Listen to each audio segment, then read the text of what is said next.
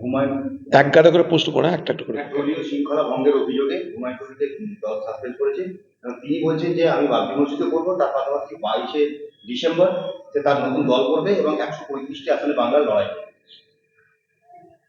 এগুলো হচ্ছে টিভি বালাদের নেতা। টিভি বালার নেতা বানিয়েছে, আমি আর তো কিছু করার না এখানটায়।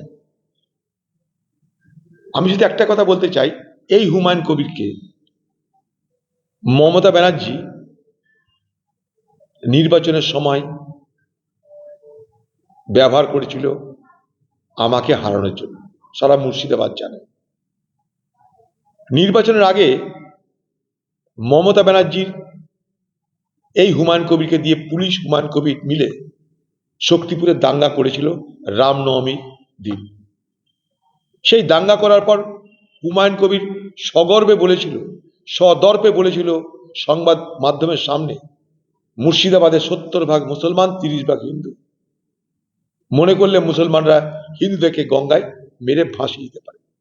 সেই ছোট্ট ক্যাসেটটা সংবাদ মাধ্যমের প্রচার সঙ্গে সঙ্গে আইপ্যাকের লোকরা সেটাকে কালেক্ট করে হিন্দু গ্রামে গ্রামে ছড়িয়ে দিল আরো বেশি করে প্রচারের জন্য। Intensive campaign. বক্তব্য কি? এই সময় হিন্দুরা এক হও, বিজেপি জিতবে, তাই অধীর চৌধুরীকে ভোট দেওয়া নয়। বাঁচতে গেলে, মুসলমানদের হাত থেকে বাঁচতে গেলে হিন্দুরা এক কাট্টা হতে হবে। আমার বিরুদ্ধে যিনি প্রার্থী ছিলেন ক্রিকেটার, তিনি মুসলমান ছিলেন, তাই মুসলমান ভোট তো পাওয়া যাবেই। হিন্দু ভোটে আঘাত হানো যাতে অধীর চৌধুরী হারে।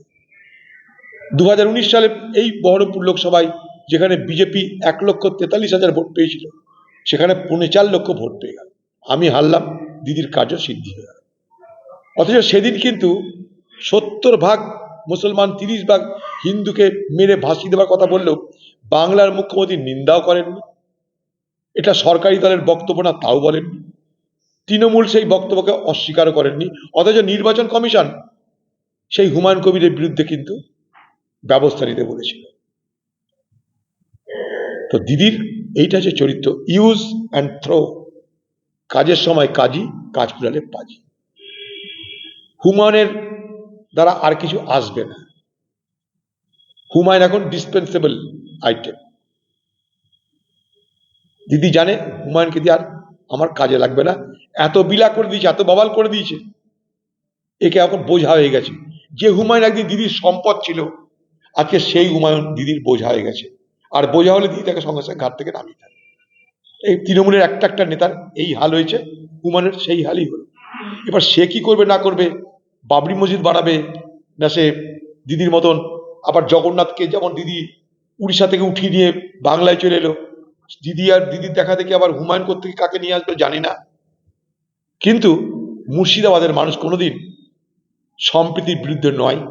মুর্শিদাবাদের মানুষ কোনোদিন সাম্প্রদায়িক ঐক্যের বিরুদ্ধে নয়, ছিল না। আজও যে মসজিদের কথা বলা হচ্ছে, সেই মসজিদ নিয়ে মুর্শিদাবাদের মানুষের বিন্দুমাত্র হেলদোল ছিল না, এতটুকু হেলদোল ছিল না। আমি বলছি আপনাদেরকে। তো বাংলার মুখ্যমন্ত্রী আজ এই বাংলায় সাম্প্রদায়িকতার বীজ বুনে দিয়েছেন বিজেপির সঙ্গে হাতে হাত মিলিয়ে। নির্বাচনী জোট হয়েছিল এই টিএমসির সঙ্গে বিজেপির। দিদি বিজেপি সরকারের মন্ত্রী ছিলেন। বাংলায় আরএসএসের শাখা সংগঠন হু হু করে বেড়েছে।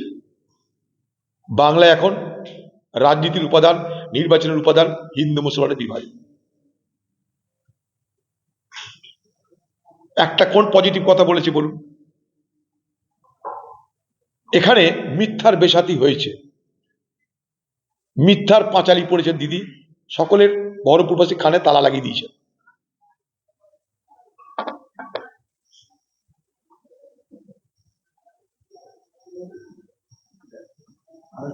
না